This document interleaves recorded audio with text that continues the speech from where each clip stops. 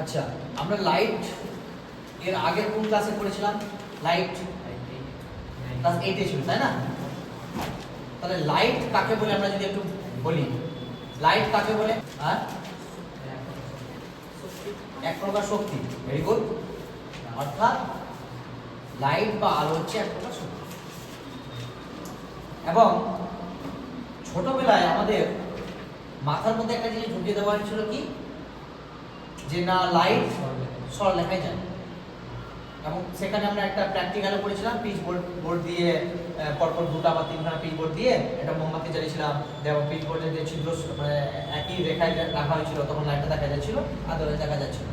এবং সেখান থেকে আমাদের কনসেপ্ট দেওয়া হয়েছিল যে লাইট বা আলো সরলরেখায় চলে। ক্লিয়ার? কিন্তু লাইট যে সরলরেখায় চলে এরকম কোনো মানে নেই। কেন? লাইট কিন্তু বাঁকা পথেও চলতে পারে। কি বললাম? আলো কিন্তু বাঁকা পথেও চলতে পারে, যার ডিটেইলস আমরা ক্লাস 11 থেকে পড়ব। অর্থাৎ আমাদের যে পুরনো দিনে বা আগের ক্লাসে আমাদের যে কনসেপ্টটা দেওয়া হয়েছিল যে লাইট জিনিসটা কি, বর্তমানে লাইটের ডেফিনেশনটা বা কনসেপ্টটা বা ধারণাটা এক কথায় একটু পরিবর্তন হয়েছে। কিরকম পরিবর্তন হয়েছে আমি একটু হালকা করে বলি। প্রথমে থেকে লাইট বা আলো একটা নর্মাল শক্তি কথা বলা হয়েছে, যে একটা শক্তি আলো আকারে এক জায়গা থেকে আরেক জায়গায় যায়, তবে এই শক্তিটাকে দেখা যায় না, যে জিনিসটার উপর পড়ে সেই জিনিসটাকে দেখা যায়। অর্থাৎ আলোকে দেখা যায় না, আলো কি করে যে বস্তুর উপর পড়ে সেই বস্তুটাকে দেখা যায়। ক্লিয়ার? এবং সরলরেখায় যায়।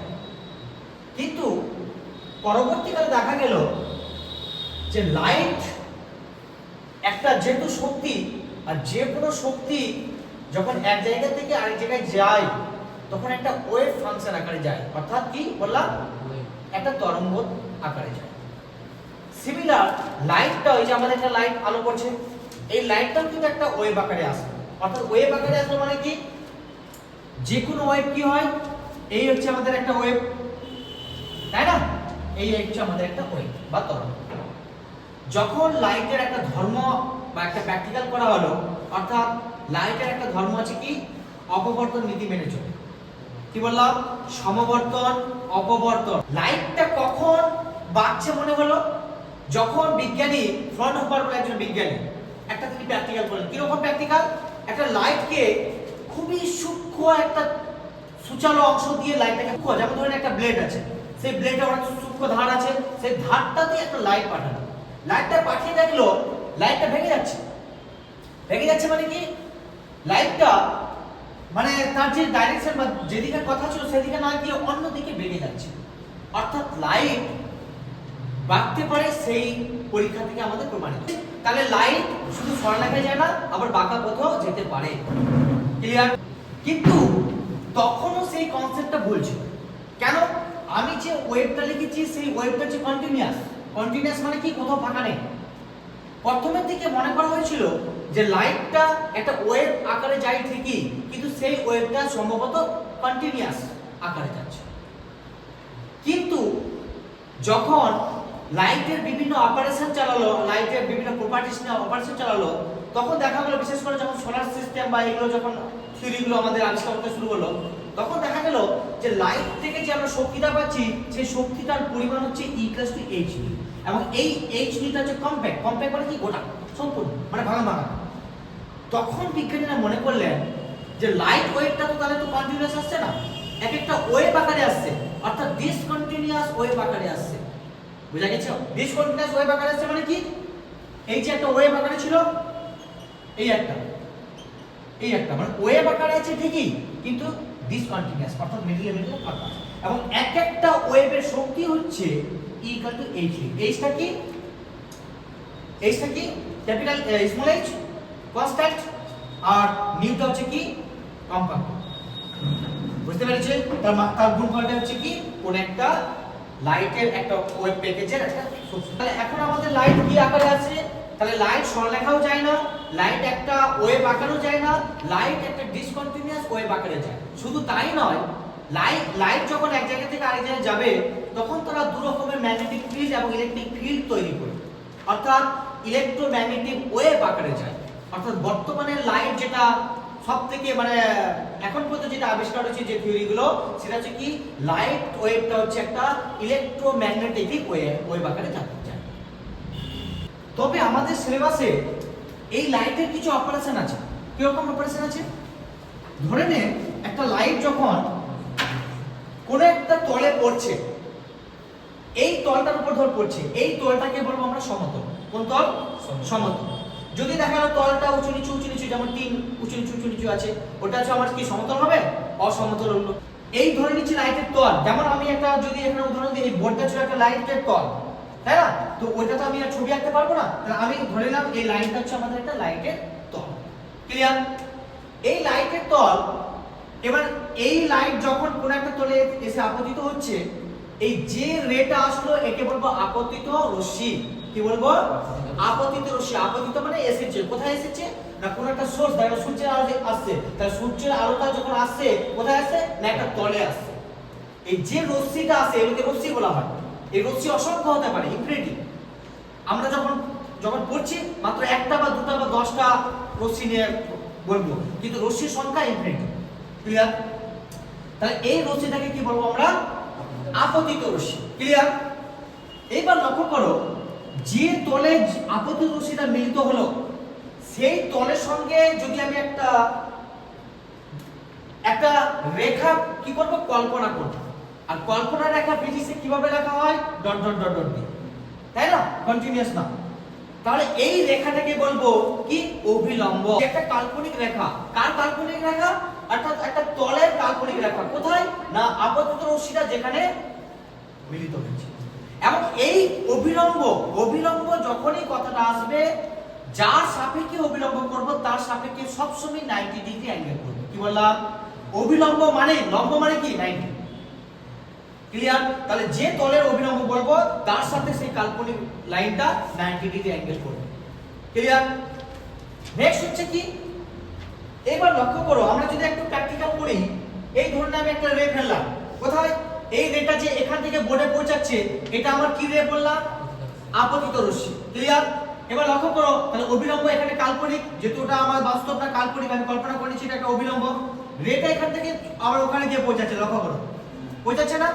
তাহলে যেই রেটা এখান থেকে পৌঁছাচ্ছে, তাহলে বায়ুর মাধ্যমে গেল, আবার বায়ুর মাধ্যমে ওটা ফিরে যাচ্ছে, তার মানে এদিকে আসছে, রাইট? এই রেটাকে বলবো আমরা প্রতিফলিত রশ্মি। কি বললাম? প্রতিফলিত রশ্মি। অর্থাৎ আমি যদি একটু ছবি আঁকার চেষ্টা করি, এ বি সি, ঠিক আছে, যেখানে এ বি টা হলো আপতিত রশ্মি আর বি সি টা হলো প্রতিফলিত রশ্মি, এবং বিন্দু বি টা হলো কি আমার অঙ্কিত অভিলম্ব একটা বিন্দু। ক্লিয়ার হয়েছে পর্যন্ত? যেখানে আমি ও ড্যাশ একটা আমি তল কল্পনা করি। তবে কিছু ক্ষেত্রে সবসময় যে লাইট আমার এমনি করে আসবার ওই মাধ্যমে ফিরে যাবে তা তো নাও হতে পারে। যেমন আমি আরেকটা আমি প্র্যাকটিক্যাল করি। কিরকম প্র্যাকটিক্যাল? যেমন এই একটা আমার জিনিস আছে, আমি নামগুলো পরে বলবো কি জিনিস এগুলো। আমি এদিকে লাইট ফেললাম, ঠিক আছে, ভেদ করে ওদিকে চলে যাচ্ছে। অর্থাৎ এইটা তো এখান থেকে এখানে এটা আপতিত রশ্মি, ভালো কথা, কিন্তু এর ভিতরে তো আমার কি আছে? গ্লাস আছে, কাঁচ আছে, এর মিডিয়াম বা মাধ্যম তো আলাদা, তাই না? তাহলে এই যে মাধ্যমটাতে ভেদ করে যাচ্ছে, আমরা এখানে সেম মাধ্যম ছিল, কিন্তু আমি যদি একটু ছবিটা আঁকি একটু অন্য মাধ্যম হয়ে গেল, দেখেন এটা আমার এয়ার মাধ্যম ছিল। কি মাধ্যম? এয়ার মানে হচ্ছে বায়ু মাধ্যম। আর এটা দেখলাম আমার গ্লাস মাধ্যম আছে, তাহলে রেটা কি হয়েছে? এদিক থেকে গিয়েছে। এবং রেটা তার মানে কি হচ্ছে? যদি কোন একটা রশ্মি আপতিত হয়, সেই আপতিত রশ্মির যদি একই মাধ্যমে না ফিরে যদি অন্য কোনো মাধ্যমে চলে যায়, তখন এই রশ্মিটাকে বলবো আমরা কি? প্রতিসৃত রশ্মি। তার মানে আমি কি বললাম? বি, এটা কি নাম দিব? ডি নাম দিয়ে দিই। তাহলে বি ডিটা হচ্ছে প্রতিসৃত রশ্মি। কি বললাম? বি ডিটা হলো প্রতিসৃত রশ্মি। যদিও আমি যে রেটা এঁকেছি, ভালো করে লক্ষ্য কর, আমি রেটা কিন্তু একটু ভুল এঁকেছি। এবং কি ভুল এঁকেছি আমি কিছুক্ষণ পরে বলবো, অবশ্যই ভুল এঁকেছি। কিন্তু আপাতত তোমরা মনে রাখো কি? এ বি হচ্ছে আপতিত রশ্মি এবং বি সি হচ্ছে প্রতিফলিত রশ্মি, বি ডি হলো প্রতিসৃত রশ্মি। তাহলে তোমার যদি কোশ্চেন আসে যে কোন ধরনের রশ্মি পেতে হলে মাধ্যমের পরিবর্তন হয়, প্রতিসৃত রশ্মি পেতে হলে আমাকে মাধ্যম পরিবর্তন করতে হবে। অর্থাৎ এটা আমার এয়ার মাধ্যম, এটা গ্লাস মাধ্যম। স্যার অন্য কোনো মাধ্যম নিলে হবে না? তুমি যে কোনো মাধ্যম নিতে পারো, কিন্তু তোমাকে পরিবর্তন করতে হবে। ক্লিয়ার? এইবার লক্ষ্য করো, এই পর্যন্ত তো ঠিক আছে, কিন্তু একটু যদি আমরা বাস্তব জীবনে আমরা কিছু পরীক্ষা চালাই, তো আমরা বুঝতে পারবো না যে কেন এই কিছু কিছু ঘটনাগুলো ঘটছে। যেমন আমি একটা জিনিস দেখাই তোমাদের। আমার এখানে কি আছে, এটা নাম কি? চামচ আছে, তাই না? এখানে যদি তোমরা কেউ লক্ষ্য করেছো কোনোদিন, কেউ চামচের ছবি, নিজের ছবি দেখেছো? কি ছবি ডিফারেন্স পেয়েছো? কিছু ডিফারেন্স পেয়েছো না? যা আছে তাই। কি ডিফারেন্স পেয়েছিলে? তুমি যদি লক্ষ্য করো, এই চামচের যদি তুমি এই সাইডে দেখো, তুমি যেভাবে নিজের চেহারা দেখতে পাবে। তুমি যদি এদিকে দেখো, তুমি নিজেকে গর্ব করবে, আমি লম্বা হয়ে গেছি, বা আমার শরীর আরো মোটা হয়ে গেছে। তার মানে তোমার প্রতিবিম্ব পরিবর্তন হয়ে যাচ্ছে। প্রতিবিম্ব কোনটা? আমি হচ্ছে বস্তু, এবং আমি যখন আয়নার সামনে দাঁড়ালাম, সেই আমার একজন তো ওই আয়নাতে আমার দেখা যাচ্ছে, ওটা হচ্ছে প্রতিবিম্ব। বুঝা গেছে? তাহলে প্রতিবিম্ব, তাহলে আমি যখন চামচে আমি দেখছি, তখন এটা হচ্ছে বস্তু, আর আমি যে আমাকে দেখতে পাচ্ছি, ওটা হচ্ছে প্রতিবিম্ব। ক্লিয়ার? যদিও প্রতিবিম্ব আবার দু প্রকার আছে, আমরা ক্লাস 9 বা 8 আমরা জানি, তাই না? সৎ প্রতিবিম্ব, অসৎ প্রতিবিম্ব। আমাদের সিলেবাসে বা আমাদের এই চ্যাপ্টারে দু রকমের লোকের কথা বলা হয়েছে। একটা হচ্ছে দর্পণ, একটা হচ্ছে লেন্স। লেন্স কোনটা? এই যে আমার আছে, এটা হচ্ছে আমাদের লেন্স, আর এটা হচ্ছে দর্পণ। দুজনেরই মোটামুটি ওয়ার্কিং প্রিন্সিপাল একই, শুধু অপোজিট হয়তো কাজ করবে, বিপরীত হয়তো কাজ করবে, কিন্তু দুজনেরই কার্যর যে প্রসেস একই আছে। শুধু ডিফারেন্স একটুখানি কি আছে? লেন্সের ক্ষেত্রে তুমি লক্ষ্য করো, এদিকে বস্তু, প্রতিবিম্ব ওদিকে চলে যাচ্ছে, অর্থাৎ বস্তু এবং প্রতিবিম্ব তারা আলাদা আলাদা সাইডেও থাকতে পারে। কিন্তু দর্পণের ক্ষেত্রে কোনোদিনই আমার বস্তুর মানে আমি যদি বস্তু ভাবি, তাহলে এই বস্তুর রেটা ওই পারে যাবে না। যদি ওই পারে যাই, কল্পনা করতে হবে। যখনই কল্পনা করব, মানে ওটা হয়ে গেল আমার কি? অসৎ। দুটো কার্ভ আছে। একটা কার্ভ কি আছে? একটা এরকম করে আছে, অর্থাৎ আমি যখন এদিকে নিজেকে দেখছি, এরকম কার্ভ আছে। আর কোডিং কোথায় করা আছে? এটা কোডিং, এটা মানে হচ্ছে কোডিং করা আছে, মানে দর্পণ। ক্লিয়ার হয়েছে? এইবার এইটাকে বলা হয় প্রধান অক্ষ। এইবার লক্ষ্য কর, এই কার্ভটাকে আমি একটা গোলক ভাবতে পারি না? ভাবতে পারি কি ভাবতে পারি না? কারণ কোনো কোশ্চেন, গোলক ভাবতেই পারি আমি। তাহলে এই গোলকটার এইটুকু তো একটা অংশ, অর্থাৎ ও আর ও ড্যাশ যদি আমি একটা দর্পণ ভাবি বা মিরর ভাবি, সেই মিররটা তো একটা এই পুরো গোলকটার অংশ। দর্পণের কেন্দ্র বলতে কি বুঝো? তা আমি কি এভাবে বললে হবে না যে একটা গোলীয় দর্পণ যে গোলকের অংশ, তার কেন্দ্রকে, অর্থাৎ এই গোলকটার কেন্দ্রকে এই দর্পণটার বক্রতা কেন্দ্র বলা যাবে কি বলা যাবে না? একে কি বলবো? কেন্দ্র বা বক্রতা কেন্দ্র, স্ট্যান্ডার্ড ভাষা। তাহলে তোমাকে যদি কোশ্চেন করা হয় দর্পণের বক্রতা কেন্দ্র বলতে কি বুঝো বা কেন্দ্র বলতে কি বুঝো, তুমি কি বলবে? সবসময় আগে কি করব? দর্পণটাকে একটা সার্কেলের সঙ্গে তুলনা করে নেব।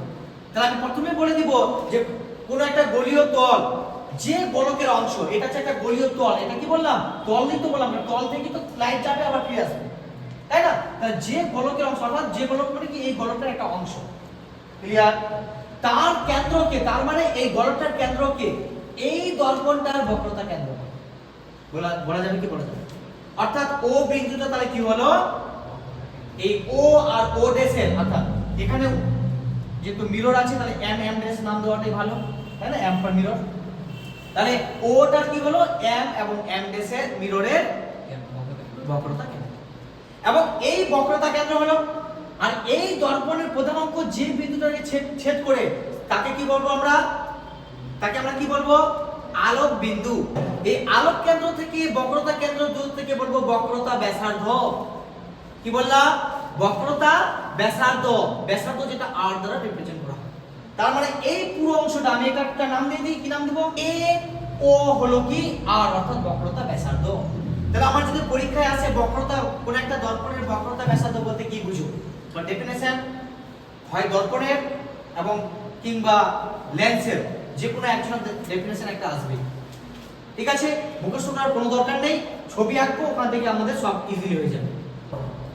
এই প্রধান অক্ষের সমান্তরালে যে রশ্মিগুলো যাবে, অর্থাৎ রশ্মি মানে কি, আমি ধরেন লাইট পাঠাবো, ধরে নিচ্ছি আমি একটা লাইট পাঠাচ্ছি, কোথায়, এই ধরনের একটা লাইট পাঠাচ্ছি, কোথায় পাঠাচ্ছি, এইদিকে পাঠাচ্ছি। এইভাবে কেন দিলাম, কারণ দেখা গেল আমি ধরলাম তাল গাছের একটা ছায়া আমি বুঝাতে চাইছি, এটা ধরনের তাল গাছ, তাল গাছের মতো আমি এঁকেছি, উপরে দিচ্ছি আমার তাল গাছটা উপরে হয়ে যাচ্ছে, তার একটা ছায়া, অর্থাৎ তাল গাছটা হলো বস্তু, এবং তার ছায়া বা তার প্রতিবিম্বটা কোথায় পড়ছে বা কিভাবে পড়ছে আমরা একটু দেখতে চাইছি। দেখা আসলো, তাই এখান থেকে যদি কোনো একটা রে আসে, রেটা এসে কোন দিকে যাবে, তুমি রে বাদ দাও, ধর কোন একটা দেওয়াল এরকম কার্ভ আছে, তুমি একটা বল ছুড়লে, বলটা এখান থেকে তুমি স্ট্রেট লাইন ছুড়লে, বলটা এখানে ধাক্কা লাগার পর কোন দিকে যাবে বলো, কোন দিকে যাবে, হ্যাঁ, বলটা যাবে আমার এদিকে, তাই না? অর্থাৎ কি হচ্ছে ব্যাপারটা, ব্যাপারটা হচ্ছে তার মানে আমার প্রতিবিম্বটা কি হয়ে গেছে, প্রতিবিম্বটা এখন তাল গাছটা এমনি ছিল, আমি তাল গাছটা একটা নাম দিয়ে দিতে পারি সি সি ড্যাশ, এখন কি হয়ে গেছে, এখন হয়ে গেছে আমার সি ড্যাশ সি, মানে সি সি ড্যাশ উল্টে গেছে। তাহলে কেন উল্টালো, যখন এই ধরনের দর্পণটাকে বলবো আমরা কি, এই যে এরকম আছে দর্পণটা, বডিটা এদিকে আছে, অর্থাৎ এই ধরনের দর্পণটা হচ্ছে কেমন কি, অবতল দর্পণ। অবতল দর্পণ দ্বারা বস্তুর প্রতিবিম্বটা কি রূপ হচ্ছে, উল্টে হয়ে যাচ্ছে, উল্টে যাচ্ছে। তাহলে আমরা একটু প্র্যাকটিক্যাল যে একটু আগে করলাম, কোথায় গেল আমার চামচটা, হ্যাঁ এটা হচ্ছে অবতল, দেখালো আমার ছবি যে উল্টে আছে, আমার মাথা নিচে আছে, পা উপরে হয়ে গেছে। কেন উল্টে যাচ্ছে, এই কারণে উল্টে যাচ্ছে। কিন্তু আমি যে ছবিটা এঁকেছি, এই ছবিটা এত সহজে হয়নি, কারণ আমি ছবিটা ভুল এঁকেছি। কি ভুল এঁকেছি, আবার দুই একটা ক্লাস যাবে তারপর বুঝাবো কেন ভুল এঁকেছি। কারণ প্রতিবিম্ব একটা রে দিয়ে প্রতিবিম্ব তৈরি হয় না, অসংখ্য রে দিয়ে প্রতিবিম্ব তৈরি হয়, কিন্তু আমি এখানে প্রতিবিম্বটা মাত্র একটা রে দিয়ে দেখিয়েছি। ক্লিয়ার? দুই একটা ক্লাস পরে আবার সেই জায়গাটা আমরা বুঝতে পারবো, কিন্তু ছবি একই আছে।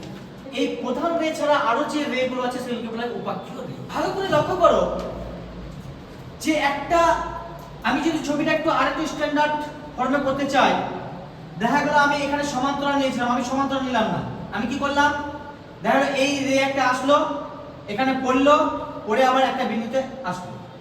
তার মানে কি বোঝা যাচ্ছে, যে একটা ছড়িয়ে যাওয়া লাইট একটা বিন্দুতে এসে মিলিত হচ্ছে। যেমন আমি ধরুন আরেকটা আমি রে নিলাম, এই একটা রে নিলাম, দিয়ে আমার এখান থেকে কি হলো, এখানে এসে মিলিত হচ্ছে। অর্থাৎ কি বুঝতে পারলি, এক গুচ্ছ সমান্তরাল রশ্মি একটা বিন্দুতে এসে মনে হচ্ছে মিলিত হচ্ছে। বুঝতে পারছিস, ধরতে পারছিস না?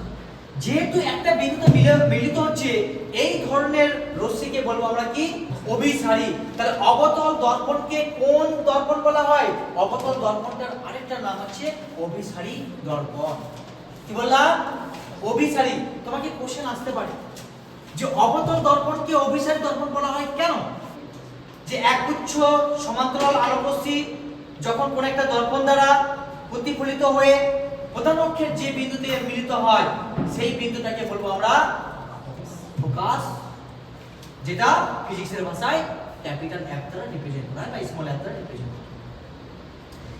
এবার লক্ষ্য কর, স্যার ফোকাস কি একটাই তৈরি হতে পারে, আর তৈরি হতে পারে না? দেখা গেল একটা রশ্মি এমনি করে যাচ্ছে, ওটাও নিচের দিকে আসলো, আর একটা রশ্মি যাচ্ছে, ওটাও নিচের দিকে আসলো, এখানে তো একটা মিলিত হচ্ছে। অর্থাৎ ফোকাস ইনফিনিটিভ হতে পারে, অসীম হতে পারে। যেমন আমরা যখন ছবি তুলি আমরা মোবাইল দিয়ে, দেখা গেল একটা কেউ এখানে কাছাকাছি দাঁড়িয়ে আছে, ওর একটা ফোকাস নেই, একজন কেউ দূরে দাঁড়িয়ে আছে, ওর ফোকাস নেই, তাহলে মানে কি এট এ টাইমে ফোকাস তো অনেকগুলো হতে পারে। কাছাকাছি যে ফোকাসটা তৈরি হবে সেটাকে বলবো আমরা প্রধান ফোকাস বা শুধু ফোকাস। এই প্রধান ফোকাস ছাড়াও আরো অসংখ্য ফোকাস হতে পারে, সেই ফোকাসগুলোকে বলবো আমরা সেকেন্ডারি ফোকাস। এটা হচ্ছে প্রাইমারি ফোকাস, আর এই প্রাইমারি ফোকাস ছাড়াও আরো যে অসংখ্য ফোকাসগুলো আছে সেগুলোকে বলা হয় সেকেন্ডারি ফোকাস। আমি একটা উত্তল দর্পণ নিই, এই হচ্ছে উত্তল, তাই না? তাহলে এই এবার এটা আমি একটা ধরনের তাল গাছ এঁকেছি, সেই তাল গাছ থেকে একটা আলোক রশ্মি গেল, গিয়ে কোথায় কোথায় যাবে একবার বল। আমি যদি একটা বল ছুঁড়ি, এরকম কার্ভ দেওয়া থাকে, তাহলে বলটা কোথায় যাবে, উপরের দিকে যাবে। তাহলে উপরের দিকে যাবে মানে এদিকে চলে আসছে। এবার আমি তোমাদের একটু আগে একটা জিনিস বলে রাখলাম, যে আমি যে ছবিটা আঁকছি সেই ছবিগুলো কিন্তু ভুল আঁকছি। কেন? কারণ আমাদের ক্লাস 8 এ যে লাইট ছিল সেখানে আমাদের পরিষ্কার বলা ছিল যে প্রতিবিম্ব তখনই তৈরি হবে যখন একাধিক আলোক রশ্মি একে অপরের সাথে সুপারপোজ করবে। সুপারপোজ মানে কি, মানে একে অপরের সাথে যখন মিশবে। ধরে নে আমার এটা হাতের একটা ছায়া এখানে পড়ছে, কেন ছায়াটা পড়ছে, এদিক থেকে লাইটটা আসলো, এসে কি করছে, এই লাইন এইখান থেকে লাইটটা ওখানে যাচ্ছে, তার মানে এইখানকার একটা পয়েন্ট ওখানে এসে পড়লো। আবার কি করলো, এখানকার একটা পয়েন্ট এমনি করে কি করছে, ধরে নে পুরো হাতটা এমনি করে আমার পুরো হাতটা আমার প্রত্যেকটা পয়েন্ট দিয়ে দিয়ে পড়ছে। প্রত্যেকটা পয়েন্ট দিয়ে পড়ছে মানে পাঁচটা একটা হাতের ছবি। তাহলে আমাদের লক্ষ্য করো, এটা হচ্ছে বস্তু, এটা প্রতিবিম্ব। প্রতিবিম্বটা কখন পেলাম, যখন অসংখ্য আলোক রশ্মি গিয়ে সুপারপোজ বা উপপাতিত হলো। আর আমি তো ছবিটা এঁকেছি মাত্র একটা রে দিয়ে, তাহলে একটা রে দিয়ে আমি প্রতিবিম্ব কি করে পাই, প্রতিবিম্ব একটা রে দিয়ে পাওয়া সম্ভব না। কিন্তু আমরা যখন বুঝতে যাচ্ছি, আমাদের অতগুলো রশ্মি দিয়ে আমাদের মানে অনেকগুলো যে রশ্মি আঁকি, তাদের ব্যাপারটা আমরা বুঝতে পারবো না, ছবিটা আমরা ধরতে পারবো না। ওই জন্য আমরা প্র্যাকটিক্যাল করার সময় বা আমরা থিওরি বোঝার সময় একটা বা দুটা রে নিয়ে কাজ করব। কিন্তু আমাদের বাস্তব জীবনে একটা বা দুটা রে দিয়ে প্রতিবিম্ব পাওয়া যাবে না, অসংখ্য রে নিতে হবে। ক্লিয়ার? এবার লক্ষ্য করো, তাহলে এখানে যে আমার প্রতিবিম্ব পাওয়া যাবে না কেন, কারণ এই আরেকটা ধর তাল গাছটা এই পাতা থেকে একটা ছবি আসলো, ঠিক আছে, এবার দেখা গেল এই পাতার একটা অংশ থেকে একটা রে আসলো, এমনি করে গেল। দেখা গেল একটু মানে গাছটা দেখা গেল এটা কি কাণ্ড থেকে একটা রে এখানে আসলো, এমনি পড়লো। তাহলে এরা তো কোনোদিনই মিলবে না, জিন্দেগিতে মিলবে না। আর জিন্দেগিতে যদি এই রেগুলো না মিলে, তাহলে তারা সুপারপোজ করছে না, আর সুপারপোজ না করলে ফিজিক্স বলছে ওরা প্রতিবিম্ব কোনোদিন গ্রহণ করতে পারবে না। কিন্তু স্যার তাল গাছের ছবি তো দেখতে পাই আমরা, কি করে দেখতে পেলাম,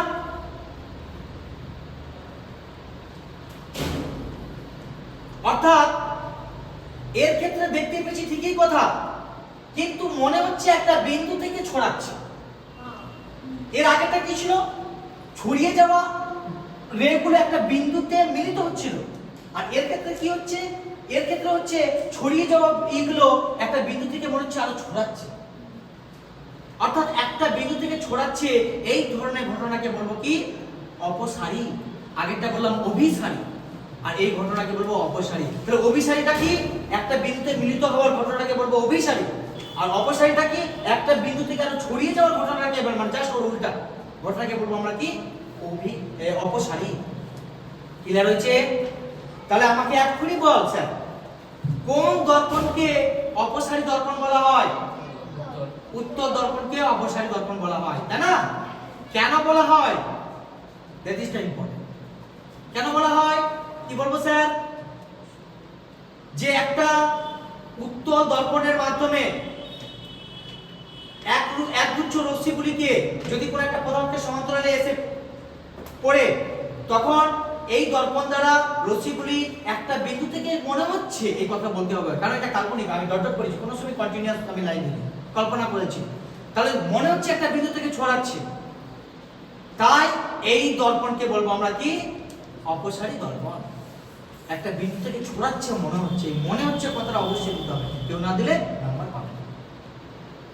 কারণ এটা কাল্পনিক। কেন স্যার কাল্পনিক নিচ্ছেন, কারণ আমি একটু আগে বললাম দর্পণে ওই পারে যাবে না, তাহলে তুমি জোর করে নিয়ে গেছো মিলানোর জন্য, তখন তুমি কল্পনা করবে, বাস্তবে হবে। আর যখনই কল্পনা করব এবং কল্পনা করে প্রতিবিম্ব পাবো, এই ধরনের প্রতিবিম্বকে আমরা বলবো কি, কি প্রতিবিম্ব, অসৎ প্রতিবিম্ব। আমরা সৎ অসৎ ব্যাপারে আমরা আসবো, আছে। ক্লিয়ার হয়েছে? কোনো অসুবিধা হয়েছে? বুঝা গেছে? এইবার লক্ষ্য কর, তাহলে এটা আমি কেন্দ্র বলেছিলাম, আলোক কেন্দ্র, এটা আমি ফোকাস, এটা কি, এটা হচ্ছে আলোক বিন্দু, এটা হচ্ছে ফোকাস, এটা হচ্ছে আলোক কেন্দ্র। এই আলোক কেন্দ্র থেকে বা বক্রতা কেন্দ্র থেকে এই কেন্দ্রের দূরত্বকে আমরা কি বলেছিলাম, বক্রতা ব্যাসার্ধ বলেছিলাম, যেটা r দ্বারা রিপ্রেজেন্ট করেছিলাম। সিমিলার এই ফোকাস থেকে, কোন ফোকাস না, প্রধান ফোকাস, মানে শুধু ফোকাস, এই ফোকাস থেকে এই বিন্দুর অর্থাৎ পোল বা মেরু বলা হয়, এটাকে ইংরেজিতে পোল বলা হয়, এই দূরত্বকে বলবো আমরা কি, ফোকাস দৈর্ঘ্য।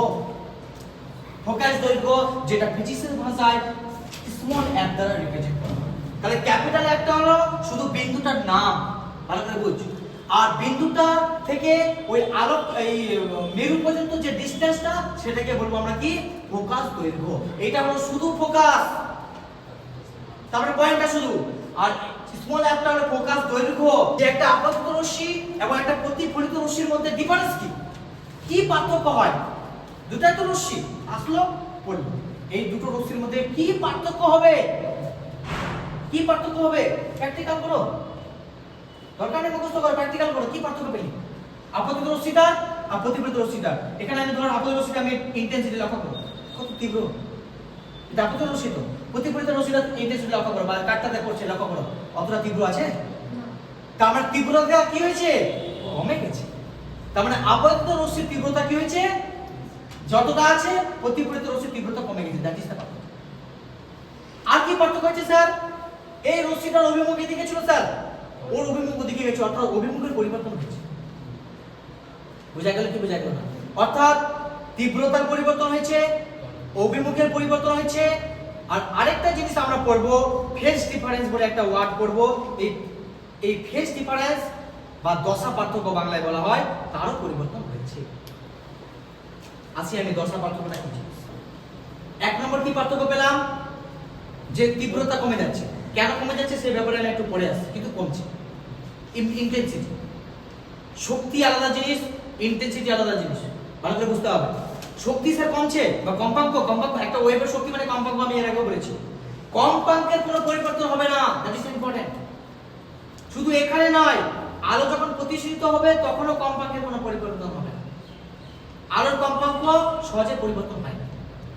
তাহলে আপতিত রশ্মি এবং প্রতিফলিত রশ্মির মধ্যে কিসের পরিবর্তন হচ্ছে?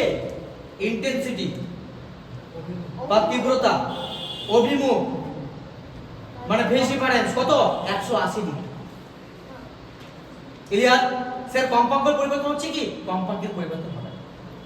আমি একটাকে বুঝালাম, আমি যদি 100% আপতিত রশ্মি ভেবে নিই, যখন প্রতিফলিত হলো তখন দেখা গেল ওর ইন্টেন্সিটি বা তীব্রতা কমে গেল, তাই না? কিন্তু ফিজিক্সের একটা থিওরি আছে যে শক্তিকে সৃষ্টি বা ধ্বংস করা যায় না, শুধু এক রূপ থেকে আরেক রূপ পরিবর্তন হয়। তার মানে স্যার আপনি যখন 100% এটাকে ধরলেন, তাহলে এখানে তো 100% পাওয়া উচিত ছিল, কিন্তু আমরা প্র্যাকটিক্যাল করে দেখলাম পেলাম না। তাহলে গেল স্যার কোথায়? আপনি তো নষ্ট করতে পারবেন না, আপনি তৈরিও করতে পারবেন না। সেই শক্তিটা কোথায় গেল?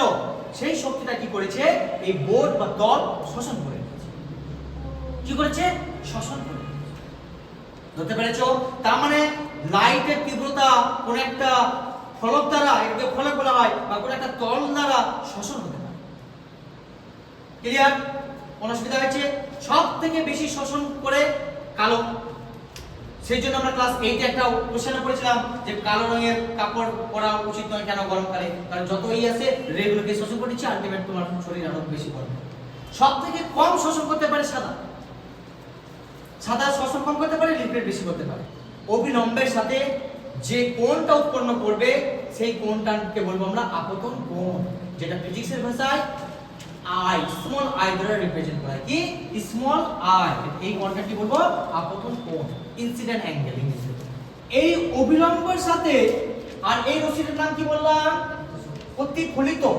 প্রতিসরিত না, প্রতিফলিত। ওই যে জিনিসগুলো, ওই জন্য বারবার বলছি, নামগুলো একই টাইপের আছে, মনে রাখতে হবে। প্রতিফলিত রশ্মির যে অ্যাঙ্গেলটা তৈরি হয় সেই অ্যাঙ্গেলটাকে কি বলবো আমরা? প্রতিফলিত কোণ। লক্ষ্য করো, এই যে হচ্ছে আমার তল, এই রেখার নাম কি বললাম? আপতিত রশ্মি। এটা এখানে একটা কি আছে? একটা অঙ্কিত অভিলম্ব আছে, একদম জাস্ট বোর্ডের 90 ডিগ্রি অ্যাঙ্গেল করে আছে, ঠিক আছে? আর এই রেটা আবার ওইখানে চলে যাচ্ছে, ওই রেটার নাম কি বললাম? প্রতিফলিত রশ্মি। এবার লক্ষ্য কর ভালো করে, এই আপতিত রশ্মিটা আমি কমালাম, দেখতো ওই কমছে কিনা? কমছে। আমি একটু বাড়াতে চাইছি, ওই বাড়ছে কিনা? তার মানে স্যার আপনি কি বলতে চাইছেন যে আই এর মান বাড়ালে আর এর মান বাড়বে, আই এর মান কমালে আর এর মান কমবে।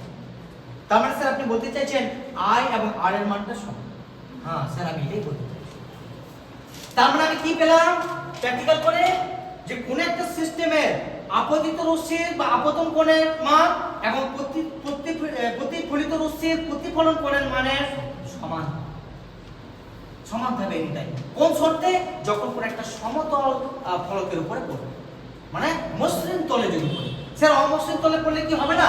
না স্যার, অমসৃণ তলে পড়লে আবার হবে না।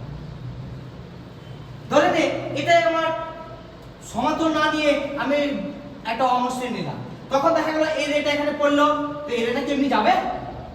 এই বাহুটা লক্ষ্য করো, কোথায় যাবে? এমনি করে যাবে। দেখা গেল এই রেটা এখানে পড়লো, কোথায় যাবে? এদিকে চলে যাবে। তাহলে এখন কি অ্যাঙ্গেলগুলো সমান হচ্ছে? অ্যাঙ্গেলগুলো সমান হবে। সেই জন্য আমাদের ক্লাস 8 এ একটা কোশ্চেন ছিল, সিনেমার পর্দা সাদা ও অমসৃণ করা হয় কেন? কেন? দেখা গেল একটা লোক এখানে বসে আছে, এখানে বসে আছে, এমনি করে বসে আছে, ঠিক আছে? এবার দেখা গেল কি, যদি রে গুলো এমনি করে যেত আর শুধু এদিকেই যেত, এদিকে যেত, এদিকে যেত, এই লোক বলবে আমার টাকা ভুলে দাও, আমি কিছু দেখতে পাচ্ছি না। ওর চোখে তো রশ্মি পৌঁছাচ্ছে না। পৌঁছাবে কি যদি মসৃণ থাকতো?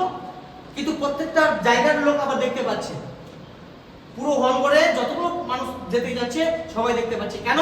কারণ অমসৃণ করা হয়েছে। তাতে কি হয়েছে? তাতে যখন রে গুলো বিভিন্ন পড়ছে, এদিকে এদিকে এদিকে এদিকে যাই যেখানে কোণে কোণে ঢুকে থাকুক না সবাই দেখতে পাচ্ছে। বুঝতে পারলে কি বুঝতে পারলেন? এই জন্য অমসৃণ করা হয়। আর সাদাও করা হয় কেন? এই যে একটু আগে বললাম, সাদা হচ্ছে কি উত্তম কি প্রতিফলন। উত্তম প্রতিফলন মানে কি শোষণ কম করে। এবং এই এফ এবং আর এর মধ্যে একটা সম্পর্ক আমাদের থিওরি প্রতিষ্ঠা করতে হবে, যে এম এবং এম ড্যাশ হলো একটা কি দত্ত, যার কি এটা কি প্রধান অক্ষ। একটু আগে বললাম প্রধান অক্ষ, ক্লিয়ার? তাহলে প্রধান অক্ষটা একটা নাম দিয়ে দিই। কি নাম দিব বলো? স্যার প্রধান অক্ষটার নাম দিয়ে দিন আপনি এ ড্যাশ একটা প্রধান অক্ষ দিন, আপনার ইচ্ছা, এ ড্যাশ, ক্লিয়ার? এবং এই প্রধান অক্ষটা দর্পণের যে বিন্দুতে ছেদ করে সেই বিন্দুটার নাম কি বললাম? মেরু বা পোল। তার একটা নাম দিয়ে দেন স্যার, কি নাম দিব? ও দিয়ে দিই, ঠিক আছে, ও, ক্লিয়ার? আর কি করব? আমি ধরে নিচ্ছি এইটা একটা গোলকের অংশ যদি হয়, এটা হচ্ছে তার সেন্টার, মানে কি সেই গোলকটা কি বক্রতা কেন্দ্র। তাহলে সেই বক্রতা কেন্দ্র কি দিয়ে রিপ্রেজেন্ট করেছি ফিজিক্সে? বক্রতা কেন্দ্র সেন্ট্রাল সি, সি লিখি আগে, সি ফর সেন্টার, তাহলে সি লিখলাম। এবং সি আর ও এর মধ্যে দূরত্ব কত বললাম? আর যে কোন একটা আলোক রশ্মি যদি কোন একটা মসৃণ তলে পড়ে, তার আপতন কোণ এবং প্রতিফলন কোণ সমান হচ্ছে। তাহলে আমি কি স্যার বলতে পারি না যে প্রতিফলনের সূত্র অনুযায়ী, কি বললাম? প্রতিফলনের সূত্র অনুযায়ী কি পেলাম? কোণ। কোন একটা কোণকে কিভাবে লিখবো? B D C equals to কোণ কি আছে রে? জিডিসি। হ্যাঁ, জিডিসি, অর্থাৎ এই কোণটা আর এই কোণটা সমান। বিডি আর এখানে একটা কিছু একটা নাম দিয়ে দিই, বি ড্যাশ নাম দিয়ে দিই। হ্যাঁ, বিডি আর বি ড্যাশ ও এই দুটো সমান্তরাল আছে না? আর ছেদকের এই অ্যাঙ্গেল আর এই অ্যাঙ্গেলটা সমান বলা হয় কোন শর্তে? এটা হচ্ছে কি একান্তর কোণ। কোন একটা ছেদকের এই কোণটা, এই কোণটা মানে কোণ বি ডি, আর এখানে একটা ও নাম দিয়ে দিই, বি ডি ও, এবং কোণ আর একটা কোণটা কোণ ডি ও, ওডেস হয়ে যাচ্ছে, ওডেস করে দেন, তো ডি ও ড্যাশ ও, এই দুটো অ্যাঙ্গেল হচ্ছে কি একান্তর কোণ। বুঝা গেল কি? বুঝা গেল? এটা হচ্ছে জ্যামিতিক জিনিস। তাহলে আমি কি বলতে পারি না স্যার সেকেন্ড টার্মে যে এই অ্যাঙ্গেলটা আর এই অ্যাঙ্গেলটা সমান? অর্থাৎ কোণ কার কথা বলছি? B D C equals to কোণ ডি সি ও। বলতে পারি কি? আমি যুক্তি কি দিব স্যার? কেন আমি সমান করতে পারবো? আমি যুক্তি দেব এটা হচ্ছে কি একান্ত কোণ। একান্ত কোণ অবশ্যই বলতে হবে, নালে হবে। তাহলে ফার্স্ট একটা পেলাম, এটা ইকুয়ালস টু এটা, কোন শর্তে? না আপতিত রশ্মি এবং প্রতিফলিত রশ্মির তারা সমান কোণ উৎপন্ন, এই শর্তে। এটা আমি 1 নম্বর পেয়েছি। 2 নম্বরে আমি কি যুক্তি দিলাম? যে এই কোণটা আর এই কোণটা সমান কোন শর্তে? না এরা একান্ত কোণ। এবার ভালো করে লক্ষ্য করো, তাহলে এই কোণ আর এই কোণ সমান প্রথমে বললাম, আবার পরে বললাম এই কোণ আর এই কোণ সমান। তাহলে আমি কি স্যার বলতে পারি না যে এই কোণ আর এই কোণ সমান এই দুটো শর্ত অনুযায়ী? 1 নম্বর আর 2 নম্বর শর্ত অনুযায়ী কি বলতে পারি না? কোণ কি জিডিসি কোথায় গেল? ডিসি, ডিসি এফ করে দিই ত্রিভুজের ক্ষেত্রে ভাবি, ইকুয়ালস টু কোণ মানে এই অ্যাঙ্গেলটা, তাহলে D C F, D C F করলাম। কেউ বলেছে আমি ও দিব, দিতে পারি, কোনো অসুবিধা নেই। আর এটা কোন অ্যাঙ্গেল? এই অ্যাঙ্গেলটা, এই অ্যাঙ্গেলটা মানে কি C D F, C D F, এই দুটো অ্যাঙ্গেল সমান হবে। কি শর্তে সমান হবে? 1 নম্বর এবং 2 নম্বর ইকুয়েশনের অনুসারে। অর্থাৎ তোমাকে এখানে ভাষাটা অবশ্যই লিখতে হবে যে সমীকরণ 1 এবং 2 থেকে পেলাম এটা ইকুয়াল টু এই দুটো অ্যাঙ্গেলের ক্ষেত্রে এই সি এবং ডি এইচ আছে, এটা হচ্ছে একটা কমন রে, মানে দুজনের ক্ষেত্রেই সমান আছে। যদি দুজনের ক্ষেত্রে সমান হয় তাহলে আমি কি বলতে পারি না যে CF ইকুয়ালস টু, কি বললাম, CF ইকুয়ালস টু FD। বুঝলাম কি করে? আমি দুটো অ্যাঙ্গেল সমান করেছি, আর একটা আমি এই কাল্পনিক রেটা তো দুটো রের জন্যই কল্পনা করেছি, একটাই কল্পনা করেছি, আলাদা করে নাই। তার মানে ওটা হচ্ছে ওদের দুজনের কম্বাইন। তাহলে কোন সেই রেসপেক্ট নেই, তাহলে ত্রিভুজ কার? DCF, এই ত্রিভুজটা কোন বাহু? না CF ইকুয়ালস টু FD। কখন সমান করতে পারলাম? যখন এই ইকুয়েশন নিলাম আর এই দুটো ইকুয়েশন থেকে এটা প্রমাণ পেলাম, আর একটা আমি কমন DC একটা কি কমন একটা বাহু পেলাম, সমান ভেবেছি। তাহলে একটা কার্ভকে সমান ভাবতে গেলে এটা খুবই ছোট নিতে হবে, যেটা আমার ছবি আঁকা সম্ভব না।